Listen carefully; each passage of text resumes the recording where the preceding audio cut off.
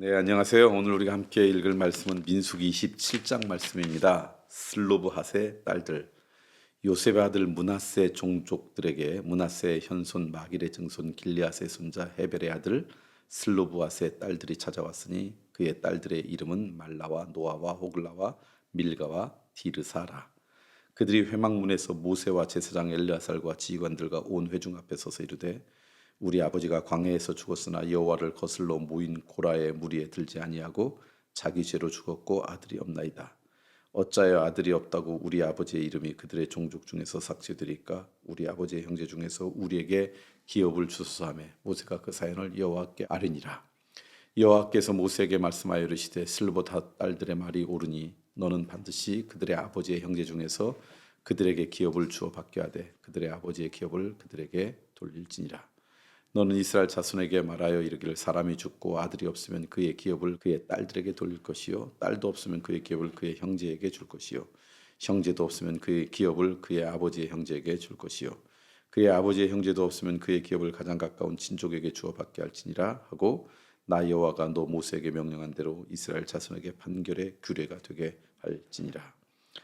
모세의 후계자 여호수아, 여호와께서 모세에게 이르시되 너는 이 아비림 산에 올라가서 내가 이스라엘 자손에게 준 땅을 바라보라. 본 후에는 내 형 아론이 돌아간 것 같이 너도 조상에게로 돌아가리니 이는 신광야에서 회중이 분쟁할 때 너희가 내 명령을 거역하고 그 물가에서 내 거룩함을 그들의 목전에 나타내지 아니하였음이라. 이 물은 신광야 가데스의 무리바 물이니라. 모세가 여호와께 여짜와 이르되 여호와 모든 육체의 생명의 하나님이시여 원하건대 한 사람을 이 회중 위에 세워서 그로 그들 앞에 출입하며 그들을 인도하여 출입하게 하사 여호와의 회중이 목자 없는 양과 같이 되지 않게 하옵소서. 여호와께서 모세에게 이르시되 눈의 아들 여호수아는 그 안에 영이 머무는 자니 너는 데려다가 그에게 안수하고 그를 여호와 엘르야살과 온 회중 앞에 세우고 그들의 목전에서 그에게 위탁하여 내 존귀를 그에게 돌려 이스라엘 자손의 온 회중을 그에게 복종하게 하라. 그는 제사장 엘리야살 앞에 설 것이요 엘리야살은 그를 위하여 우림의 판결로서 여호와 앞에 물을 것이며 그와 온 이스라엘 자손 곧 온 회중은 엘리야살의 말을 따라 나가며 들어올 것이니라. 모세가 여호와께서 자기에게 명령하신 대로 하여 여호수아를 데려다가 제사장 엘리야살과 온 회중 앞에 세우고 그에게 안수하여 위탁하되 여호와께서 모세에게 명령하신 대로 하였더라. 아멘.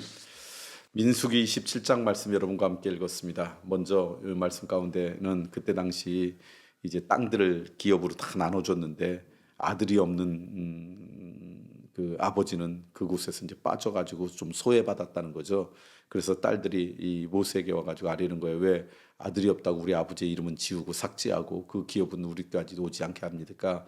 뭐 그런 이야기를 했더니 그 문제를 갖고 모세가 하나님 앞에 기도했더니 그 딸들의 말이 옳다. 그래서 아들이 없어도 딸들에게 그것을 주고 또 자녀가 없다 그러면 형제들에게 나눠주고 그렇게 해라. 뭐 이런 내용이 이제 오늘 말씀의 시작이에요. 무슨 얘기냐면 하나님의 관심은 소외당한 자 없게 하라. 인간의 욕심 때문에 누군가를 소외시킬 수밖에 없는데 인간의 욕망 때문에 자기만 아는 그런 편협한 생각 때문에 누구누구 다른 사람들에 대해서 관심 갖지 않을 수 있는데 이 땅 가운데 소외받는 자 없도록 그래서 안타까운 인생 되지 않도록 그 가슴에 눈물 나는 인생 없도록 돌보는 것 그것이 하나님의 자녀들 하나님의 백성들이 해야 될 일이다라는 말씀이에요. 우리 시대에 정말 소외된 자 눈물 가슴에 눈물을 안고 살아가는 인생들에게 당신들은 혼자가 아니라 우리가 함께 있습니다. 그렇게 하나님의 사랑을 나누는 인생 그게 오늘 우리에게 준 사명이라고 생각하고요. 우리 교회가 또 여러분들이 오늘 누군가를 소외시키고 우리의 욕망에 따라 욕심에 따라 누군가를 따돌리고 누군가를 업신여기고 하는 그런 안타까운 인생 되지 않고 모든 사람을 존중히 여기는 신약 성경에 있는 말씀처럼 죽게 하듯 하라라고 했는데 그렇게 존귀하게 여기는 그런 믿음이 우리 가운데 있으면 참 좋겠다. 그 다음에 이제 모세가 이 땅 가운데 떠나게 돼요. 하나님께서 말씀하세요. 너희들이 광야에서 나를 거역하고 내 말을 듣지 않고 그러면서 특별히 뭐라고 했냐면 사람들 앞에서 내 거룩함을 너희들의 삶 가운데 드러내지 않아서 그래서 이 광야에서 다 죽겠는데 모세 너도 죽을 것이다. 그러니까 이 말씀이 참 중요한 거예요. 우리의 삶 가운데 하나님의 거룩함을 드러내지 않는 인생 그 사람들은 가나안 땅에 가지 못했다는 거예요. 하나님께서 우리에게 기대하는 기대가 있는데 그 기대는 뭐냐면 우리의 삶 가운데 하나님의 거룩함이 우리의 두 눈에 드러나는 인생이라는 거죠. 오늘 하루 여러분들이 하나님의 그 거룩함이 여러분의 삶 가운데 드러나는 인생, 그것이 어떤 모습이라든지 드러나는 인생 되었으면 좋겠어요. 하기야 여러분 시간을 떼어서 오늘 이 말씀을 함께 듣고 또 이 말씀을 붙잡고 묵상한다면 그것도 하나님의 거룩함을 드러내는 것이죠. 아무튼 여러분의 인생 가운데 하나님의 그 거룩함이 여러분의 삶 가운데 흔적으로 남는 그런 인생 돼야지. 그러지 않으면 광야에 머무는 인생 될 수밖에 없다. 마지막으로 하나는 이제 후계자로 여호수아를 이제 하나님께서 택하십니다. 그래서 모세도 이제 내가 이쪽에서 죽으면 누군가가 후계자가 있어야 될 것 아닙니까? 그렇게 간구하고 하나님께서도 후계자를 세우는데 여호수아가 후계자가 되죠. 그런데 후계자가 된 이유를 다른 말로 쓰지 않았어요. 딱 한 가지만 말씀했어요. 오늘 말씀 보니까 뭐라고 하냐면 여호수아는 그 안에 영이 머무는 자니. 그것 때문에 후계자가 된 거예요. 여호수아는 그 안에 영이 머무는 자니. 여기서 말하는 영은 하나님의 영을 이야기해요. 신약 성경에 하면 성령을 이야기해요. 그러니까 여호수아가 후계자가 됐던 가장 중요한 이유 딱 한 가지는 하나님의 영이 그 안에 있는 인생이었다. 하나님의 마음으로 다른 사람을 바라보고 하나님의 마음으로 살아가는 인생, 하나님의 거룩한 영이 그 안에 있었다. 그 하나님의 영이 오늘 우리 가운데 있는 인생 되었으면 좋겠어요. 뭐 신비한 게 아니라 하나님의 마음으로 생각하고 판단하고 하나님의 관점으로 세상을 바라보고 자신을 바라보는 인생 되라는 얘기죠. 그런 인생으로 오늘 하루 살아가기를 소망합니다. 오늘 여러분과 함께 나누고 싶고 또 기도하고 싶은 것은 저희가 속한 교단이 감리교회인데요.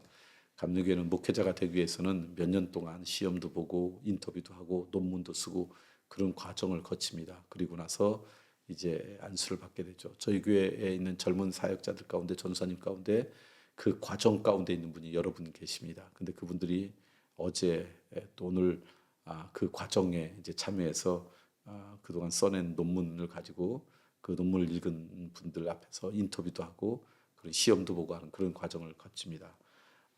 대전에 계신 분은 최진규 전도사님하고 백재민 전도사님, 세종에는 김하영 전도사님하고 정성현 전도사님 이렇게 네 분이 지금 과정 가운데 있는데 여러분 그분들을 위해서 기도해 주시고 무엇보다도 우리 교회에서 자라고 있는 젊은 목회자를 위해서 기도하는 시간 가지면 좋겠어요.